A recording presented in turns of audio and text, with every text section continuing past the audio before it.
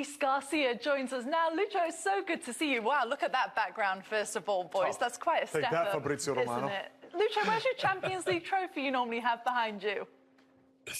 It's around there. Yeah, I got it right there. There you go. Beautiful one. I always love to show it. Yeah, good to see you guys and to talk to you about this fantastic game that we got tonight. Talk to us about Mendilibar, because we've obviously just seen that video there, but what he's done with this Sevilla side has been quite incredible. He's someone that you know pretty well as well. I mean, how much credit do you give to him, if not all, for the turnaround that this team has had?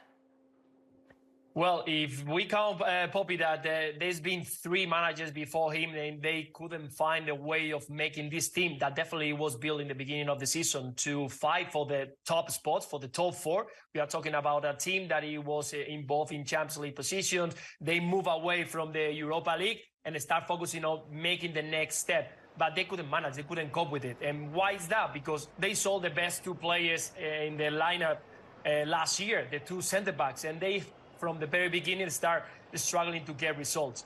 And finally, they arrived Mendilibar, that we can call him perfectly the normal one, a normal manager who had so much experience, who started from the very low spots on the chain, working very hard, arriving to Atletico de Bilbao, Valladolid, where I had the chance of playing against him. I won only once or 4 occasions. They won us twice when we were playing against Atletico de Madrid. And when he arrived to Sevilla, he stopped thinking about, okay, we got a player, we got talent, but we have to forget about being aggressive going forward. We have to, first of all, being compact. And that's, I think, the most important he did. They signed Bade, that I think has been the key player at the back to try to make this defensive very solid. And Mendilibar just start shaking a little bit the 11 started, putting a 4-3-2-1, and building the team from the back going forward. Talent is a lot up front, but the first thing is to have a good defense. That's how you win trophies. That's how he built this team for now on. I couldn't imagine Jose Luis Mendilibar with all the teams that he's trained. He's possibly could be making a Champions League appearance next year if they re-sign him, right? Lucho, what's he been doing differently as opposed to Lopetegui and then Sampaoli? Or perhaps were they doing something wrong because Sampaoli had Bade? Sampaoli got sacked mid-March. It's not like he got sacked at the beginning of the season. First came Lopetegui, then Sampaoli. What's Mendilibar done? I think the Sampaoli was also unlucky at some stages because definitely he started very well, bringing a lot of intensity to the team. But again, I think that first of all, you need to build a team in defense. And this Sevilla, because of the talent that they got up front, with El City, with Ocampos, with Brian Hill, a lot of players going forward, Lamela, Suso, so many good players up front. So you want to use them all. Why? Because we think that having as much as attackers as possible, we're going to have more chances of creating or maybe scoring goals. And I think that was the wrong way of doing the things with Sevilla because they didn't have the confidence. They were struggling.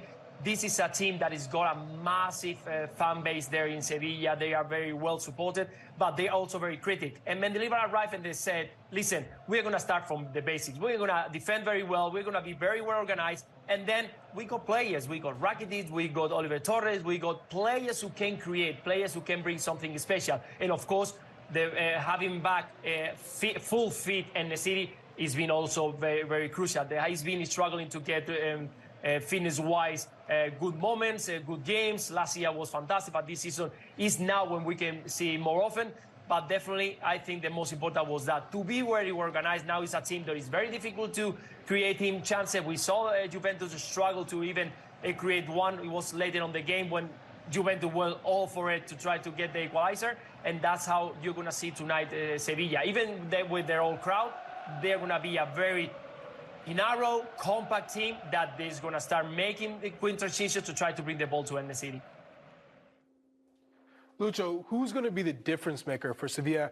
Because you look at the first leg, and it was almost perfect. Had they not give up the equalizer, you would have said, wow, Sevilla, job well done on the road. But they gave possession to Juve. They said, try and break us down, and they couldn't. But we've seen how aggressive they are at home. Who's going to be the difference maker for Sevilla when they're playing Juve in the attacking half? I think that it's very important to remember that Ocampo was probably the best player in the first 45 minutes, at least until he was replaced. And he was very missed in the second half because he's a player who makes a lot of runs, there's a lot of power there. He was the one who was creating the most chances in that right side. And in the second half, because he is not there, that presence, that physical presence, he wasn't there. I think Sevilla struggled with that because Navas is different. He doesn't have that physicality that is needed to play against a team like Juventus. So I expect him to be, once again, that partnership or that triangle between Oliver Torres and Nesiri and Ocampos will be the best that this Sevilla can offer. Again, I think the Fernando and Rakitic are going to be just in charge of giving the balance to the team, and those three in charge of creating. So Ocampo will be my main man to have an eye on for tonight's game. And we know one thing, Lucho, it's going to be an absolutely fantastic atmosphere, isn't it, over in Spain? Thanks so much for joining us. Enjoy the match.